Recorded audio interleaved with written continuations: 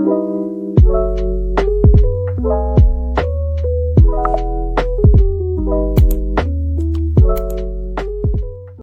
everyone, it's now sing.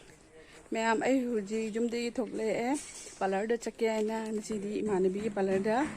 masam se keratin treatment taruge da ma'am da jum jing halake hon ke kamai tawi haido da di ma'am jangmi nasi huji jumdi gi thokle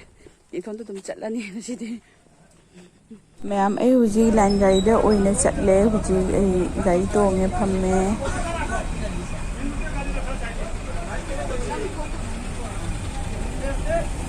ma'am imanabi gi parlor ra pham jawre Rasmi Beauty Parlor है ना Rasmi Beauty Parlor असिगनी ऐ लाइसे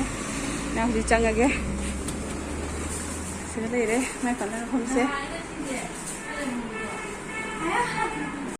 ना ऐ मानवी ना हुई मसंगी का तो बहुत करे बता हाईलाइट तो होगी और पत्ते मुझे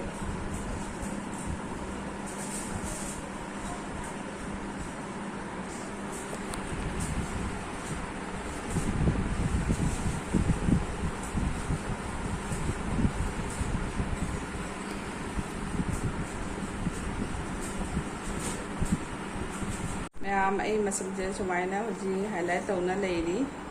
अदन मई नंबी जें हालाके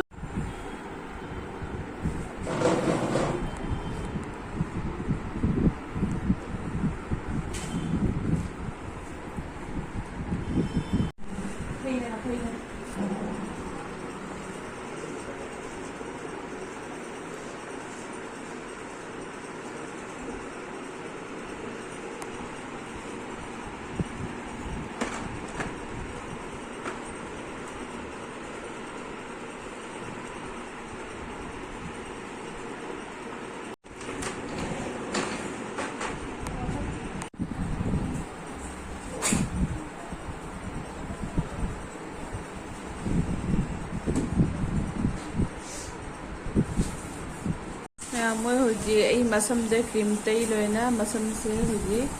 क्या तो बीरी असे लोयरगा नि असे मे क्या न थम लोरा मतुंगदा कोना थादोक तो इन मसम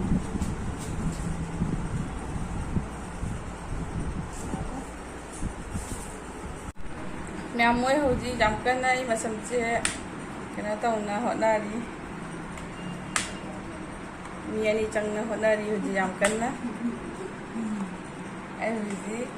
लोयरगा इजें हलके मैम दा मैम ए केटिन ट्रीटमेंट तौ लोयरे मसम जे सुमाय तौरे मैम हाईलाइट सु तौरे अहान बदा हाईलाइट तौरे बको अदो लोयरगा दुबेगी दी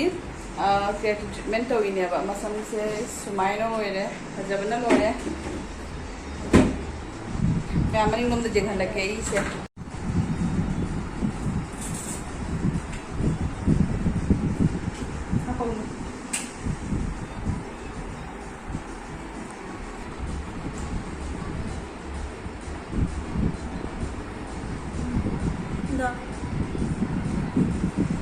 मैं हजिकी मसम जे सुमाइनो ओइरे अदो आइगी इमानबीने तो बिबनी बको अदो मैं क्या तो निगा कदी मैम सु लानिगा कदी रश्मि ब्यूटी पार्लर ने से पहला पुंदा लेबनी तो अखो इमानबी की ब्यूटी पार्लर ने बको मैम यारगदी सिदा तुम लापिरो जागी ऑफर सु मैम पीरी है को अदो मैम ने सिगा आई सब्सक्राइबर सिंग मैम खंदा लेरगा सु तुम आई मिंग हाइरगसु दुम खरादी ऑफर पीनी है बको अदो मैम लाक्यू सिगा याम फजना तौरी जहां नंग नंगी अपाबा फेशियल देगी स्ट्रेटनिंग देगी स्पूडिंग देगी एवरीथिंग पुनम पुनम फंगनी है बने को मैम अदो मैम लाक्यू सिगा आई मानिके सिगा ले ई हलके मैम से ने आई मानिबी जिमा फजम फजना तौबनी अदो नि कई हाइनिंगी लाक्यू मैम सु देना फजागी सु ऑफर मैम था को अदो नि अदनी फरे मैम असे हायरगे दुम थमजरगे मैम नुसिबिना आइगी चैनल से लाइक सब्सक्राइब शेयर तबुको प्लीज मैम।